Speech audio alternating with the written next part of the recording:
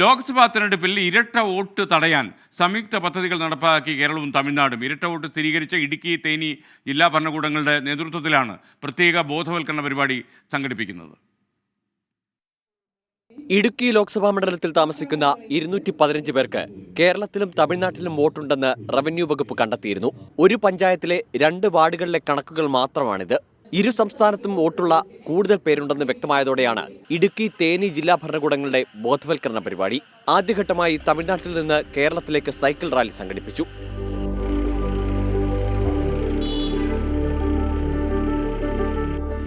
ഇരട്ട വോട്ട് തടയാൻ കളക്ടർമാരുടെ അധ്യക്ഷതയിൽ ജനപ്രതിനിധികളുടെയും ഊരുമൂപ്പന്മാരുടെയും യോഗം ചേർന്നു. ഡബിൾ വോട്ടിംഗ് അല്ലെങ്കിൽ 2 സ്ഥലത്ത് വോട്ട് ചെയ്യുക അത് ശരിയല്ല എന്ന് എല്ലാവരെയും ബോധ്യപ്പെടുത്തുന്നതിലും ധാർമ്മികപരമായി നമ്മുടെ മനസാക്ഷിയെ മുൻനിർത്തിക്കൊണ്ട് ജനാധിപത്യത്തിന്റെ ഈ ഒരു വലിയ പ്രക്രിയയിൽ ഭരണഘടനാപരമായ ഒരു അവകാശം വിനിയോഗിക്കുക എന്നത് നമ്മുടെ ഓരോരുത്തരെയും കടമയാണ്.